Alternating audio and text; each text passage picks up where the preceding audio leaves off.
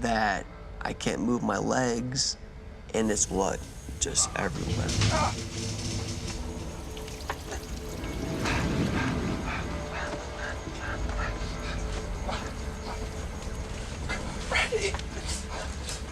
Brandy was head to toe blood.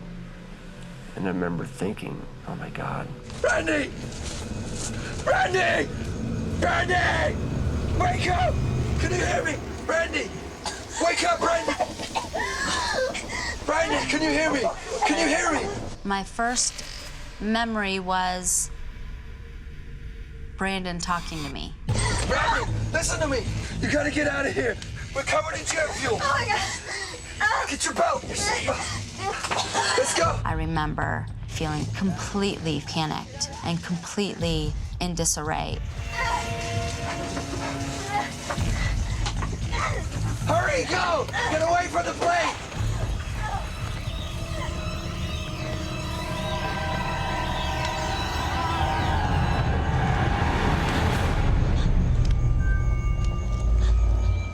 Outside the plane, Brandy is horrified by the devastation of the wreckage and the bodies of the two pilots. Trees were knocked down.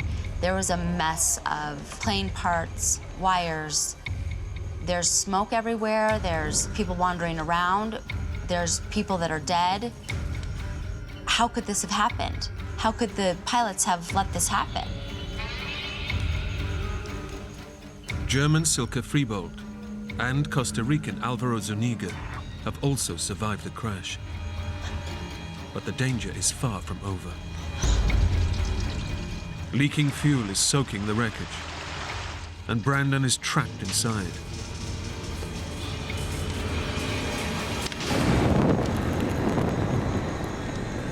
Brandon! Get out of the plane! It's on fire! I just remember having something on my legs. Brandon is pinned under the body of a dead passenger, Costa Rican Adolfo Strasburger.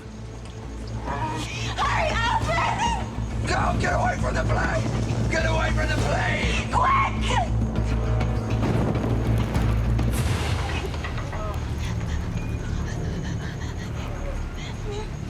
Get away from the plane! The survivors need to get a safe distance from leaking fuel. But in severe pain from extensive burns, Alvaro is unable to move. Come on, we gotta get away from the plane! Come on!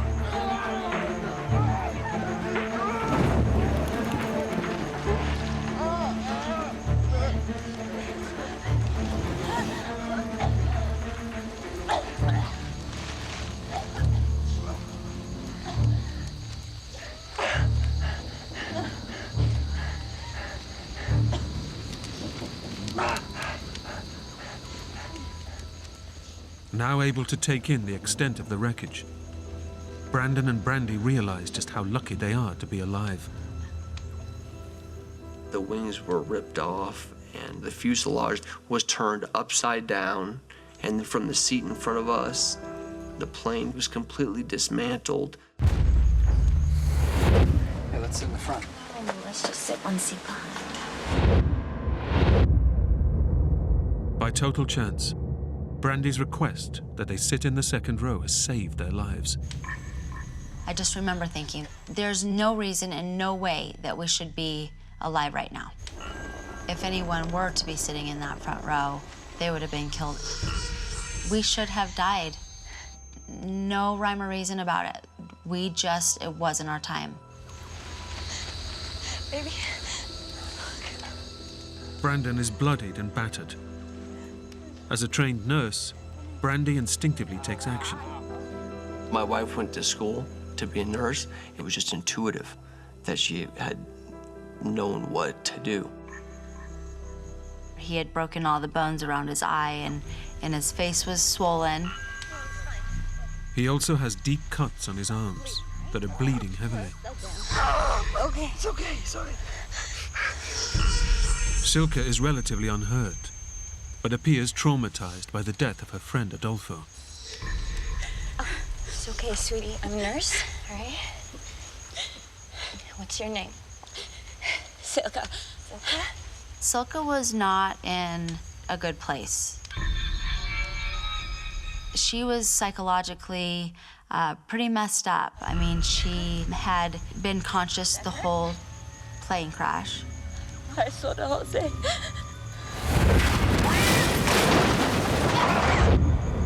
I was really worried about her mentally. Suddenly, Brandon remembers there had been 6 passengers on the flight. 1 is dead in the plane, and 4 have survived. So someone is missing. I'm Michael. Brandon. Where's Michael?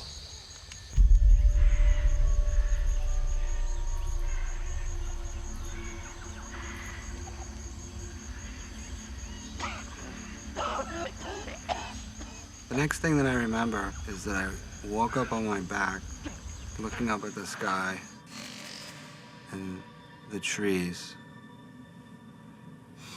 And I thought to myself, oh my God, I was just in a plane crash. And I'm alive. I remember just thinking about where I was, about where the plane was, because I didn't see anything around me except for trees.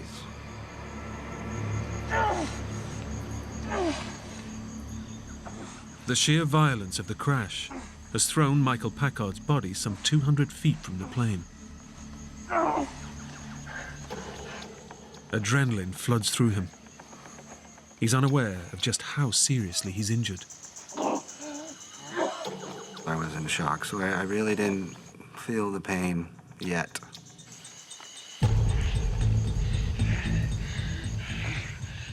Michael has a severed Achilles tendon and a crushed eye socket. He has 4 cracked ribs and a punctured lung.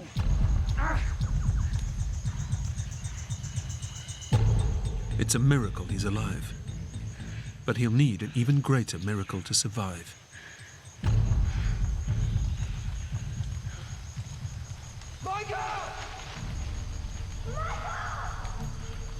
All of a sudden, I heard voices. And I started to make my way towards the voices the best that I could.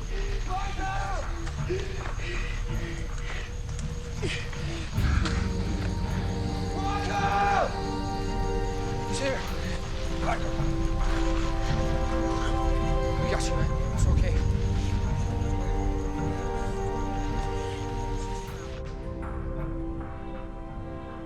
I'm just happy there was somebody else to go through that with. Because I knew it was going to be tough. Michael, I'm a nurse. Put your weight on me. It's okay. All right, Michael, look at me. Okay, I'm a nurse. I'm just gonna check you. Brandy instantly recognizes that Michael is in serious trouble. He didn't look right. He was pale, really dehydrated. His eye was sunken in. He worried me the most. And with the rain, the temperature drops fast. It was dark, it was cold, it was wet. I knew that we were in dire straits. And the jungle was taking over. Despite his injuries, Brandon knows that if they're to survive, someone needs to take charge. Listen, I know your face is broken apart and your nose is broken and your friends have their ribs are broken. And why don't you figure something out to do about this?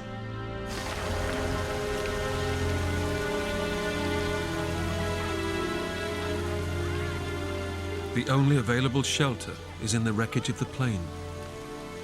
Brandon decides to move Alvaro and Michael in first, as they are the most injured and at serious risk of hypothermia.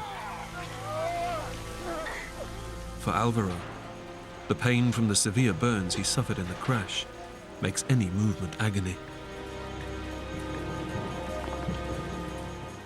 Once they were laid down in there, there was basically no more room for anyone else. I remember after they put me in there looking out at them and how miserable they looked, and how cold and shivering they were. I did feel a sense of guilt, but I also knew that they put me in there for a reason. I could see my condition was deteriorating. It was a deep, deep feeling of depression. We were still cold and we were still scared and we still had no idea what to do.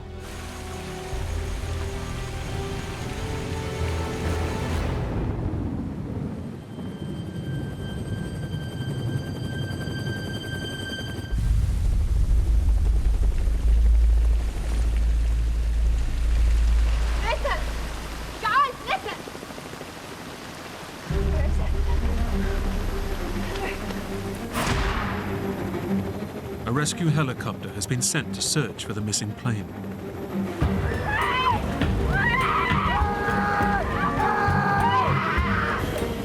But the crew can't pinpoint its location, as the plane's emergency beacon has failed. By pure chance, the helicopter is flying directly over the wreckage. It was a great feeling. We knew then they were looking for us. I started thinking, oh my God, I'm gonna make it out of here.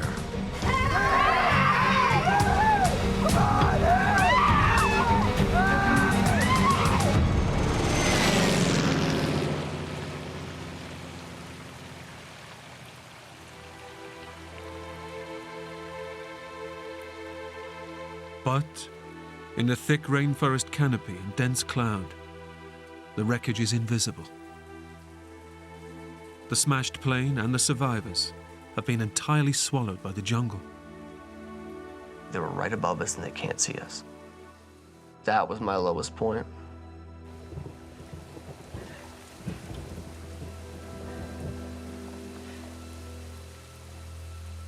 They're lost in thousands of square miles of jungle, with no beacon to transmit their location.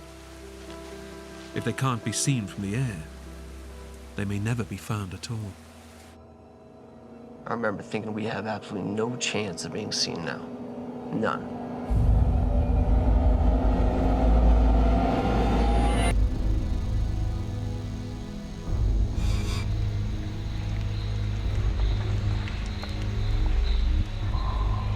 With night comes the cold. High on a jungle-covered mountain, there's no way of drying off, and any warmth is quickly drained from their bodies. Silka, come over here with us. She's in shock. She just wants to be alone. I've never been in cold like that. There was nothing that could stop your whole body from shaking. It was a brutal night. It was freezing. We were scared. In the dark of night, it's dangerous predators that prey on their minds.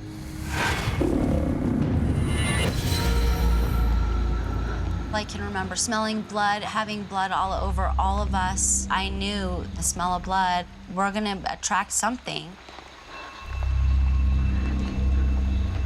The smell of jet fuel smells so distinct. But the smell of blood is even more distinct. And you could smell it above everything. What the hell was that?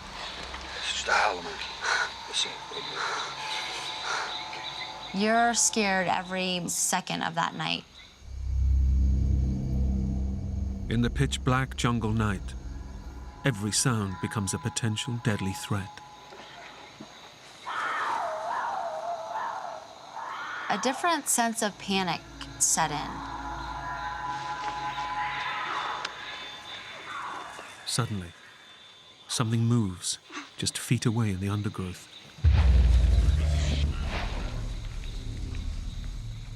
I remember hearing the rattling of leaves, and it seemed to be getting closer and closer. Brandon! What? We realized that it is something walking around. They've no idea what it is, but their imagination tells them what it could be.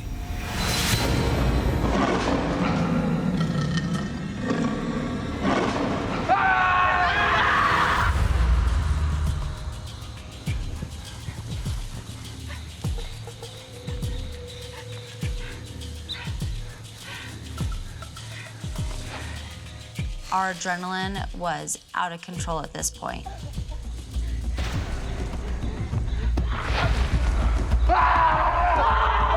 When it came near, we would yell something out, it would stop.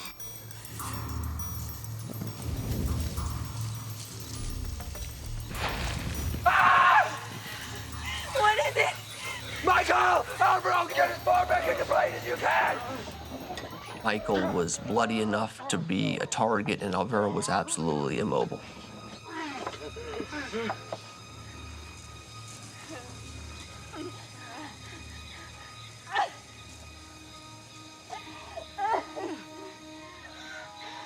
Whatever the animal was, it moves on. But there are still hours until daylight.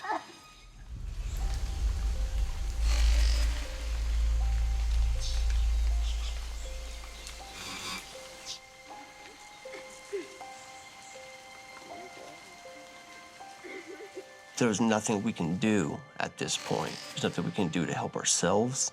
There's nothing we can do to help anyone else involved here. I was terrified that we were done. The survivors lived through a terrible plane crash. But lost, alone and defenseless, it's the unforgiving jungle that will kill them. I had lost all hope. We were all injured, we were all exhausted, we didn't know where we were going. There was no hope left. At the crash site, Alvaro, immobilized by his burns, can only look on as Michael barely clings to life. His collapsed lung makes it agonizing to breathe. His blood pressure has plunged, and this could trigger a fatal cardiac arrest. It was miserable. I was definitely on a downward spiral. If I didn't get rescued soon, I could only last so long in this condition. Michael has lost all hope of rescue and resigns himself to death in the jungle.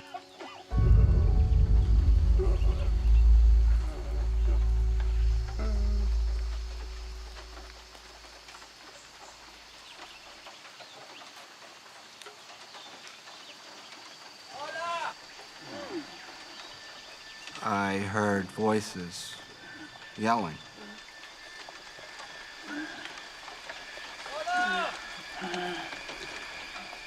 And all of a sudden, this man appears out of the jungle.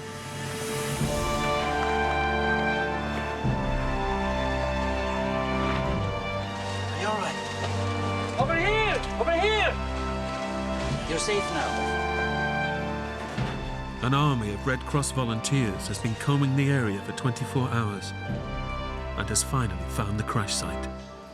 I just started crying, and it was the most emotional period. I couldn't believe it. What is that? For the others, believing they're lost forever, a miraculous stroke of luck saves their lives.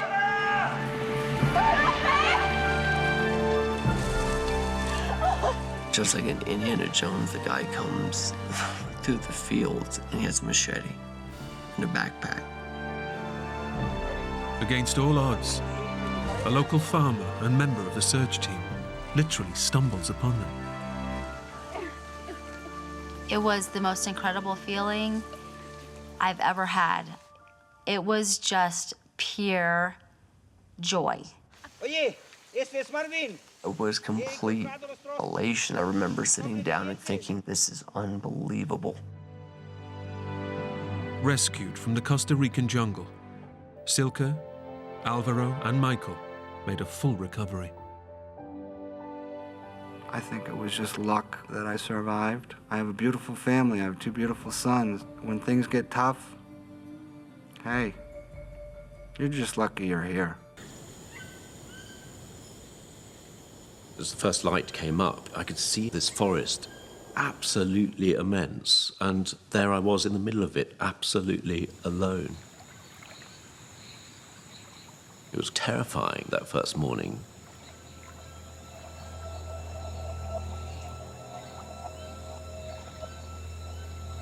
But after a little while, I thought, no, come on, pull yourself together. It's the first day. So I began looking at my supplies, trying to work out whether I had enough to get me out of the forest. Good boy. And by Benedict's estimations, he has enough rice, sugar, and dried meat to last him approximately 2 weeks. And he has a mosquito net, a machete, and a survival kit. All the basics he needs to stay alive. If I wanted to see my mum and dad again, I was going to have to take a chance on finding a trail out of the forest, and that's the option that seemed to be the only sensible one. But Benedict knows that searching for a route out of the forest means heading off into completely uncharted waters.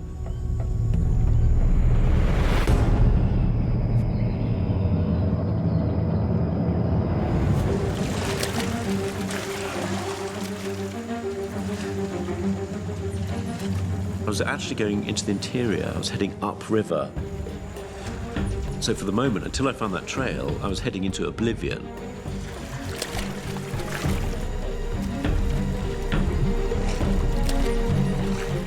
As I paddled away upstream, I was feeling more and more hopeful. Then, suddenly, there were rapids.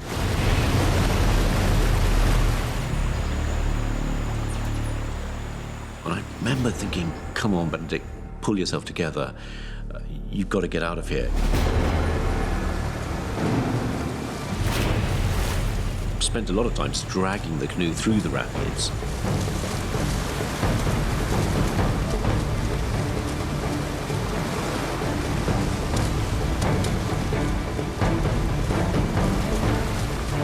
It was immensely hard work. It just seemed relentless that I was just fighting all the time, this river.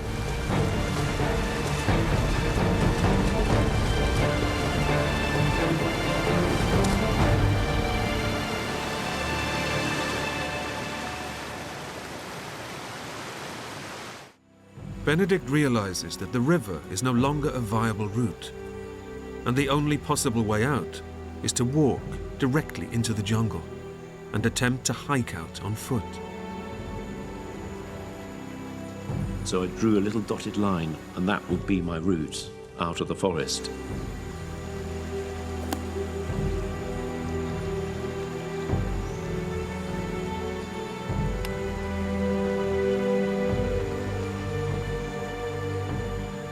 And it was a huge, huge moment as I walked away from the sunlight into the unknown.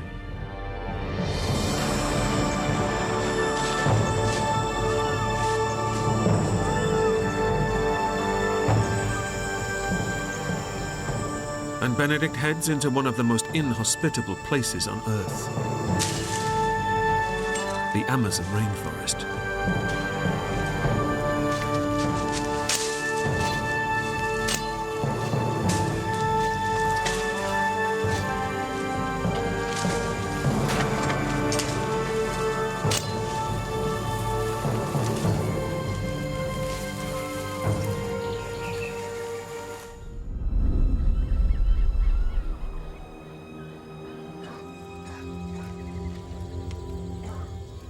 I began to dread every evening.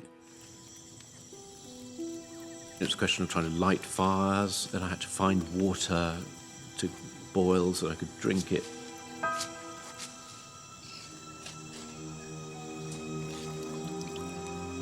And all of this was taking time when I was already exhausted from trying to make progress through the forest.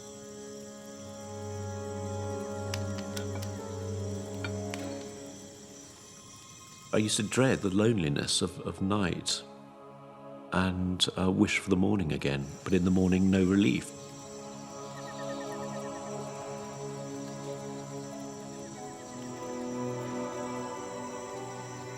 I felt like a hamster on a treadmill heading to nowhere.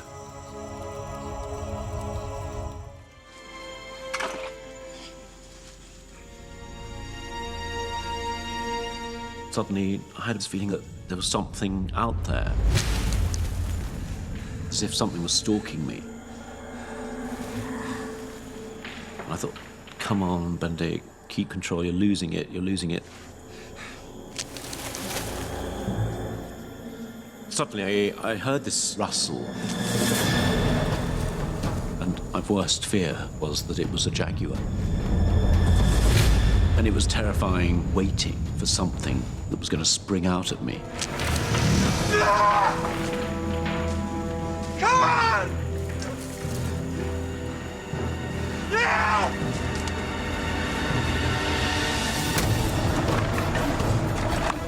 I fired off a couple of distress flares. Bang, bang. Come on!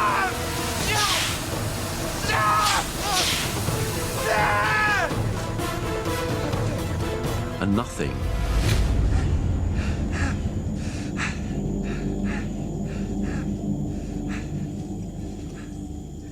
And then I heard a whimpering sound.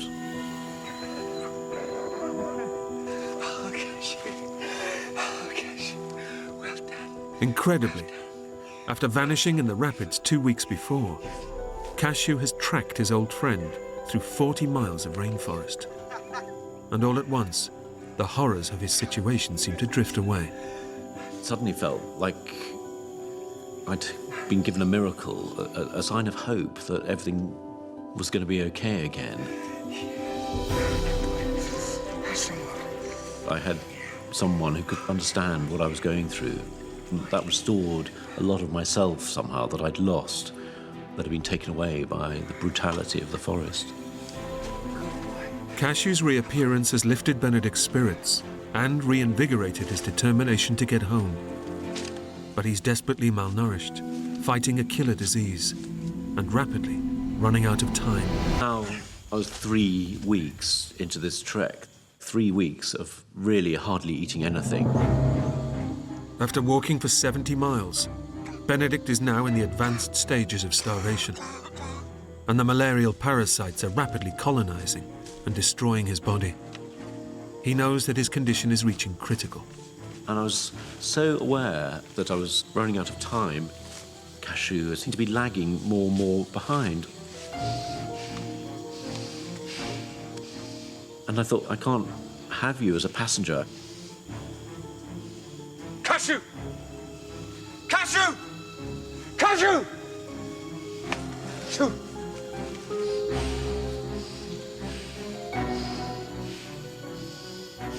I began to think, hold on, there's all this flesh on you.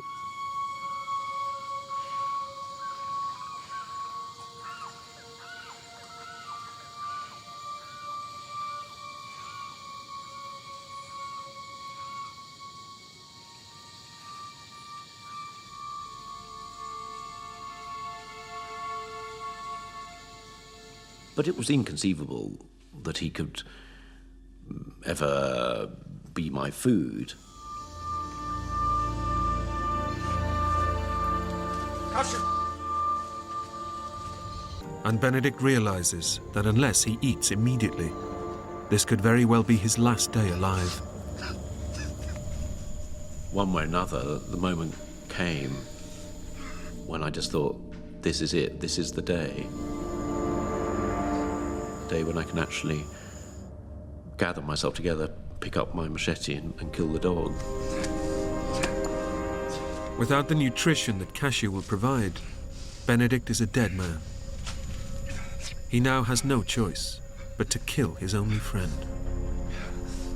It felt like I was an executioner at this stage, but I remember this terrible cowardness of walking up behind it, knowing I couldn't actually face killing the dog in front.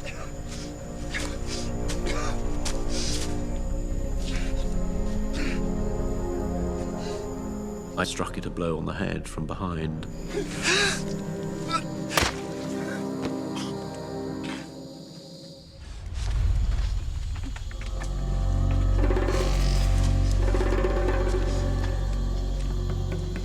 thought it couldn't get any worse. It did get worse. I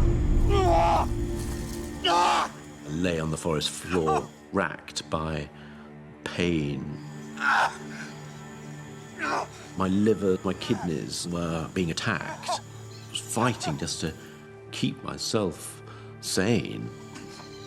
Benedict's malaria has now reached the final and fatal stage. The parasites are aggressively multiplying and destroying his vital organs, causing his body to collapse. Within 24 hours, he will experience first coma, then death. This was the moment when it could all end very, very quickly. I had this rising sense of panic that I had to get out of the forest. I had to do whatever it took.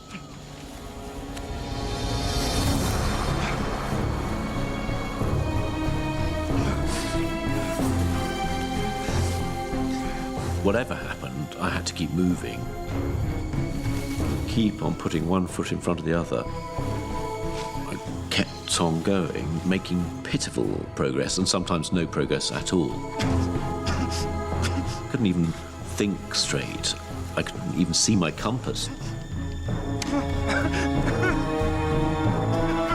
At that moment, I suddenly thought, well, I'm just never going to get out of here. It was just too big to fight, and I was losing that fight.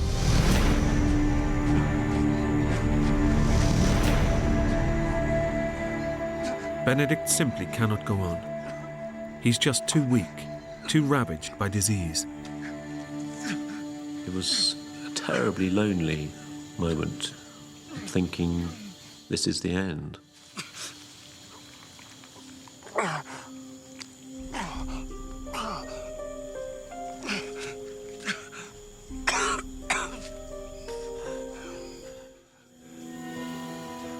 I saw this cut branch.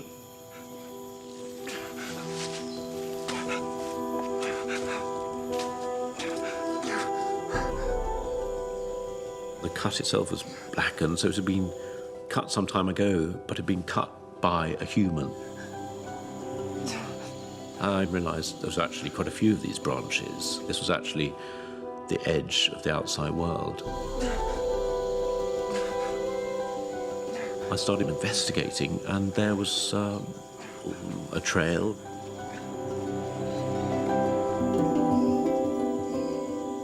And then the extraordinary thing of just seeing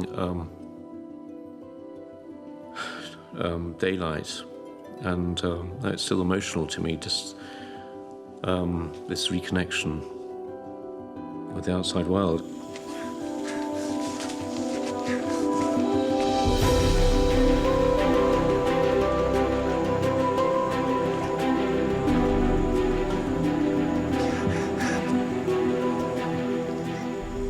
I've been looking forward to, praying for, imagining was suddenly there, and it was absolutely overwhelming.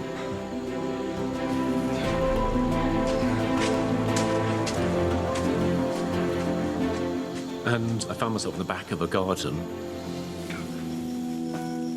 There, ahead of me, was a little hut, and there was a little man in front. And he was just standing there with a look, not of welcome, but of horror.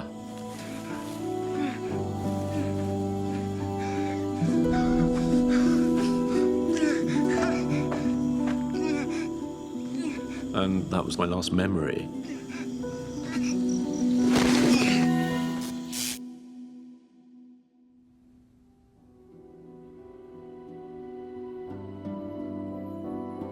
Having recognized the symptoms of malaria, the farmer nursed Benedict for 3 days before he was driven to a hospital in Macapá, where he made a full recovery.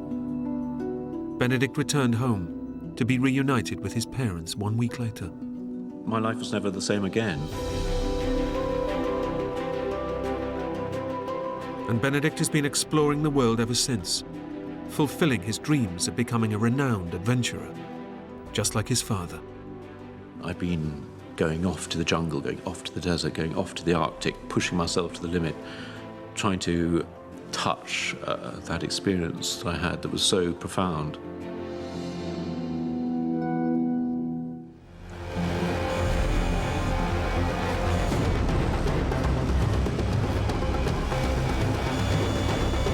needed to keep my wings level and get my airspeed as low as possible because we were going to impact.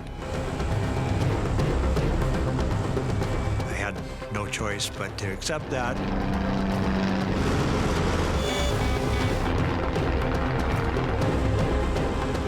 I'll never forget him looking at me and saying, "We're gonna crash."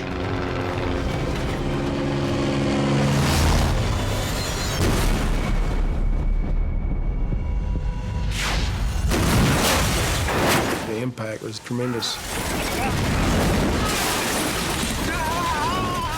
Just loud, and I thought, oh no, what have I done? Just feel the plane skidding and sliding.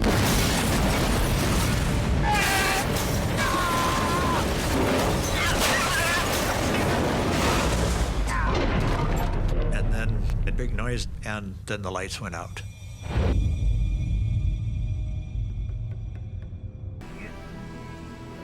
Against all odds, Dave and Gary have survived the crash, but both have sustained multiple injuries.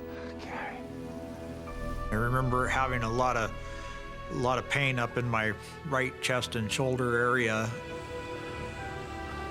And then I looked up at Gary, and he had a pretty good gash in his forehead.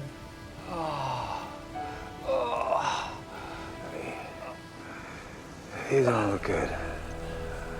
I'm okay.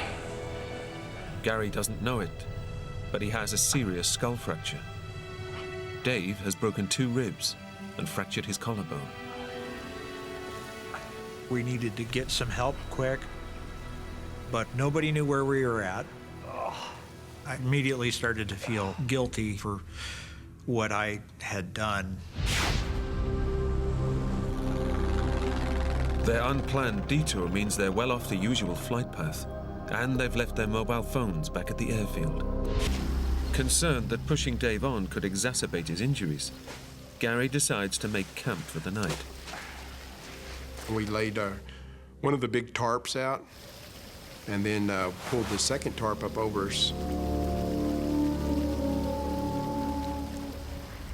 Dave and Gary desperately need rest, but they know that many of Alaska's fiercest animals come out to hunt at night. Wanted to really be just on alert, listening for bears. Weak, unarmed, and covered in blood, the men would be an easy meal for determined predators. Gary had a bear encounter earlier that year where he actually had to shoot the bear. If he's gonna come get you, he's gonna come get you, and you're defenseless. Fearing for their lives, both men's thoughts turn to their families. We love our wives, and we love our kids, and that's where we wanted to be. I could only imagine at that point they must have thought we were probably dead. We were so compelled to get off that mountain for that reason, just to let them know that we were all right. Gary and I were going home, or we were gonna die trying.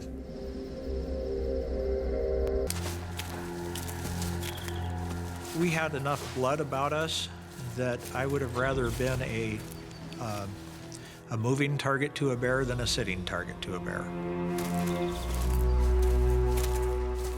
And then I spotted something moving off to our right, and I just froze. There was this huge grizzly. We were literally just feet away from it. Dave and Gary are now face to face with a 300-kilo grizzly bear. It's their worst nightmare. You don't stand a chance against an animal like that. Largest predator in North America. They're upwind of the grizzly, so it hasn't smelt them. Yet. But should the wind change, the scent of blood will surely attract this fearsome predator.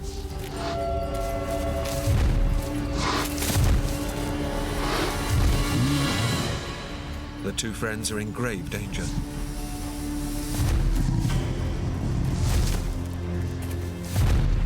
bear was just prowling back and forth. And then it turned back towards us.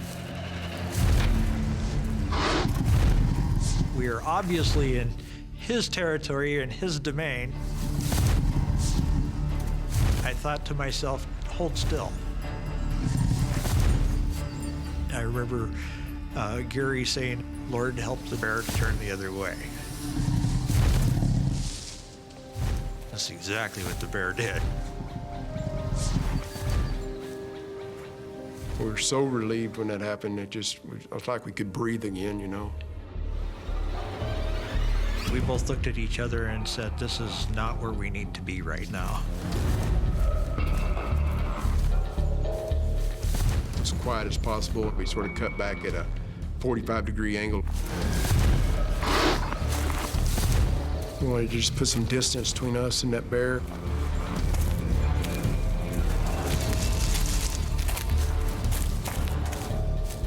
I remember looking back a few times, wondering if there was anything following us.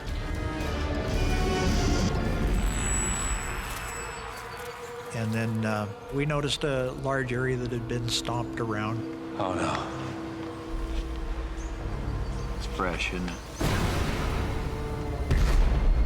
We were standing just feet away from this moose kill. When a grizzly kills a moose, it'll take it and bury it, and let it rot a little bit. Seeing that moose's head and legs and stuff sticking out of the ground, that was not a good feeling right there at that point. Dave and Gary have accidentally stumbled into the heart of the grizzly's lair.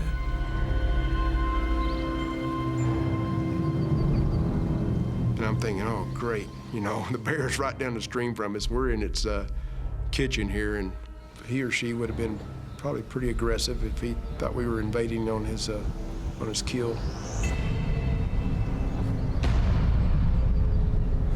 Brown bears are notoriously territorial, and the men know this one could return at any moment. There was no pepper spray, there was no shotgun, there was nothing between us and them, and absolutely no protection whatsoever.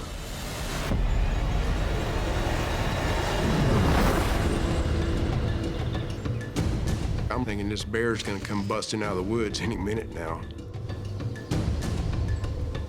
Between a bear and its kill was not the place to be. And that's when we started moving off. Reeking of blood, Dave and Gary are desperate to avoid another bear encounter. Bears are unpredictable. You never know what it is that's going to provoke them to attack you. We were definitely in a position to have that happen at any moment. One of the items we had was a bear whistle. And we just blow on that pretty much all the time. You don't want to surprise a bear. That's the worst thing you can do.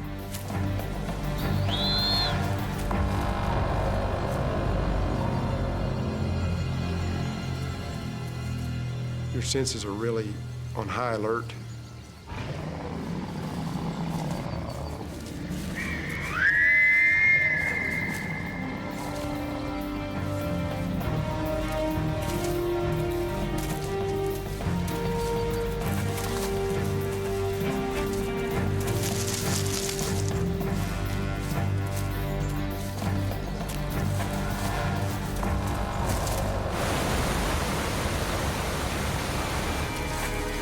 The men stumble onto the bank of a 10-meter-wide river.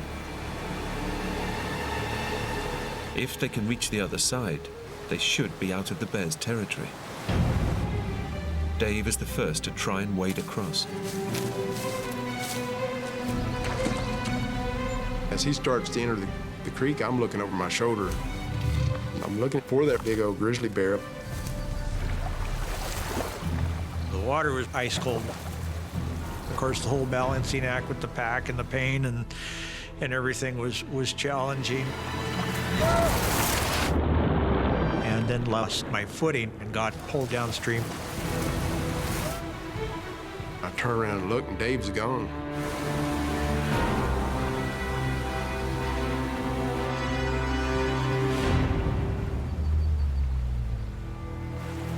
I look downstream, and there's Dave. He washed downstream about 20, 25 yards or so. In the fast-flowing torrent, Dave's broken collarbone and ribs make trying to swim agony. Soon he's freezing cold and struggling just to keep his head above water.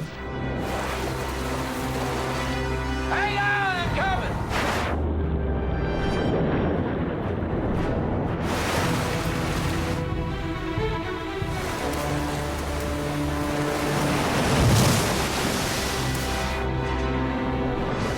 Dave manages to drag himself to shallow water. But on a day when the temperature is barely 4 degrees Celsius, his body temperature is plummeting. I'm thinking, great, this is not good, you know. Now he's gonna get hypothermia. Come on, let's get you dried off. No. Gary said, you know, you need to wring out all your clothes. We gotta get out of here. Dave decides that getting dry isn't their biggest concern. The grueling climb saps what little strength Dave has left. And now Gary's in trouble too. I don't feel good. I'm thinking something weird is going on here. Come on, Gary, we gotta keep going. Man, this is really strange. But I knew we had to keep on going. What you doing? It's this way. It's this way. And he's going, why are we going south? I promise you, it's this way. I've normally got a great sense of direction, but I'm thinking the injuries to my forehead were beginning to take a toll. Gary's growing confusion is a worrying symptom of his fractured skull and severe concussion. Up to this point, he's taken the lead. But now, he realizes that it's his turn to rely on Dave. At this point, I decided to follow Dave's lead. I mean, he seemed to be thinking clearly. Gary needs urgent medical attention. The search efforts continue. But as the friends' unplanned detour took them way off the usual flight path, the search doesn't extend to where they're stranded.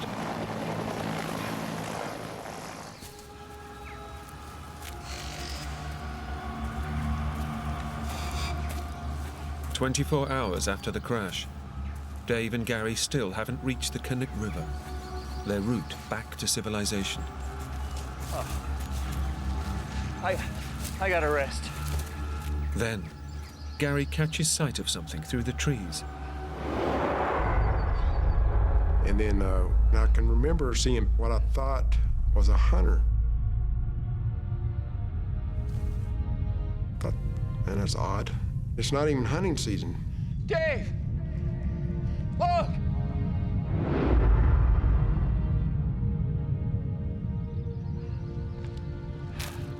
Gary, what is it? I thought I saw a hunter.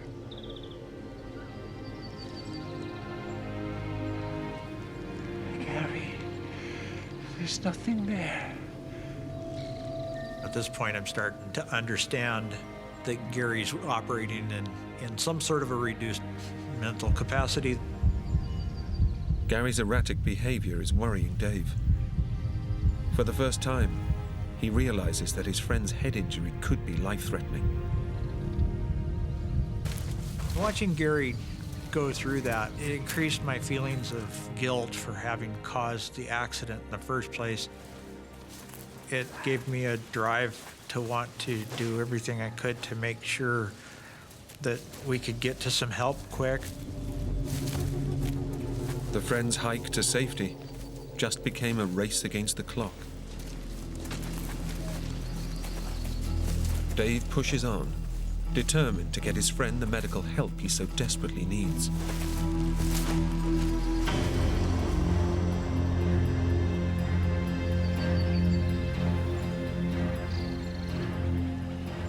turned around and there was no Gary.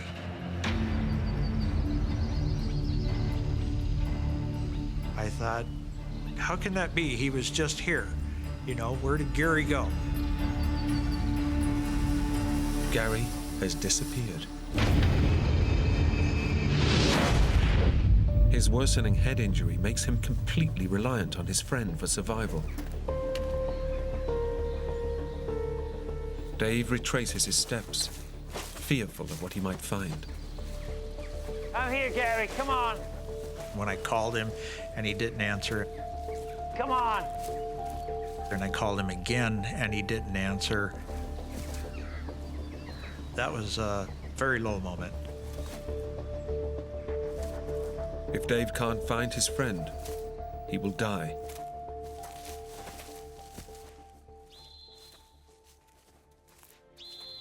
All of a sudden, his whistle went off.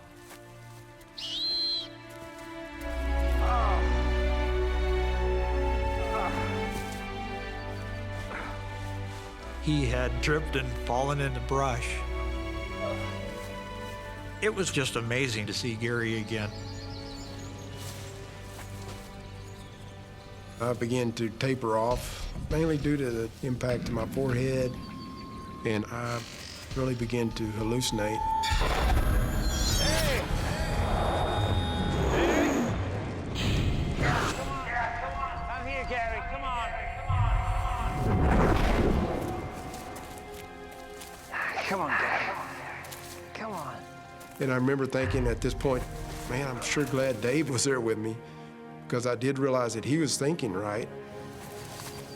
The two men are tantalizingly close to the Knik River, their route map to civilization. Come on, keep coming. But Gary's condition is getting worse with every step. He could slip into unconsciousness at any time.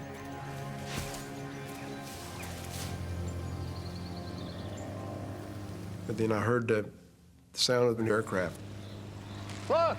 It was headed right up towards us. It's a de Havilland Beaver. It's red. I know the people who even operate the airplane. It's that close, I can see it. Quick, flare. The plane is flying upriver towards the Knik Glacier. Gary and Dave scramble for the emergency flare they retrieved from their aircraft. The timing just perfect. He was coming right at us, and I shot the flare off right in front of the plane. And I'm thinking, it just doesn't get any better than that. The flare started to illuminate.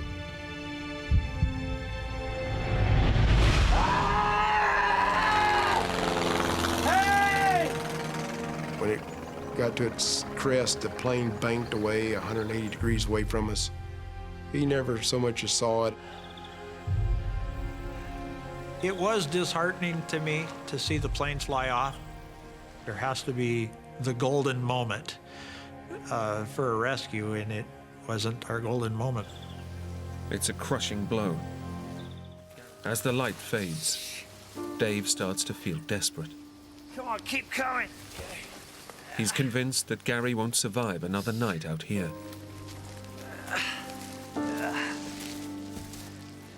Come on, Gary, get up. Keep coming, keep coming. Watching Gary not move as fast, being quieter, that was a real sinking feeling.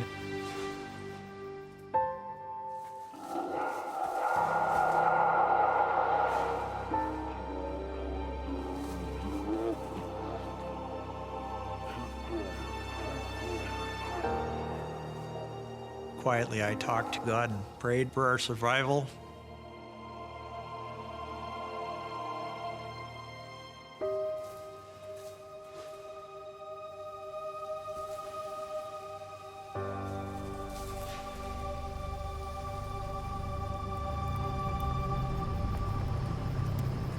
And then I hear car engines. And I think, no, that's not car engines. Then I hear it again. And then I hear a big roar.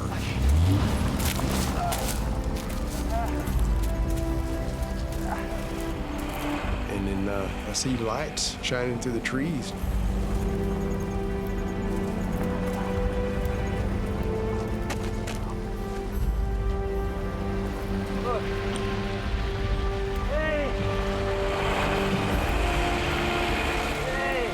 By some miracle, Gary and Dave have stumbled onto a logging road and a car full of holidaymakers.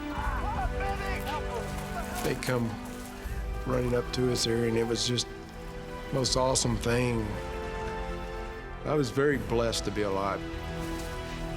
After 33 hours alone in the wilderness, Dave and Gary are finally rescued. We were going home.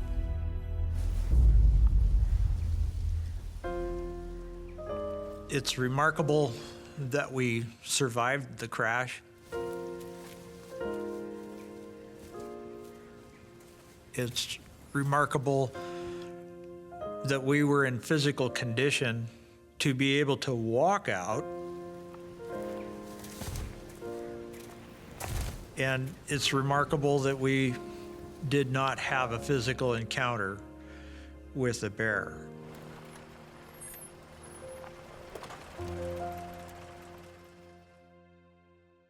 The men were rushed to hospital in Palmer, where doctors treated Gary's head injury. He was lucky not to need surgery, but it took him nearly 6 months to get over the effects of his fractured skull. An air search took 2 weeks to locate Dave's crashed plane. Despite his terrifying ordeal, Dave was back at the controls within 2 months. I'll continue to fly. I'll continue to love aviation very much. I don't see my life without it. In fact, Dave is renovating another aircraft to replace the one he lost on the mountain. I'm fortunate to be able to go on as a pilot, and I'll encourage others, including Gary. I hope that he continues on to get his pilot's license. The experience has made Dave and Gary's bond of friendship even stronger. Me and Dave have grown really close. You don't go through an experience like that with somebody and survive and not come out of it a lot closer. Could I have done this alone? I don't think so. I think that if it wasn't for Gary being there, that I wouldn't be here.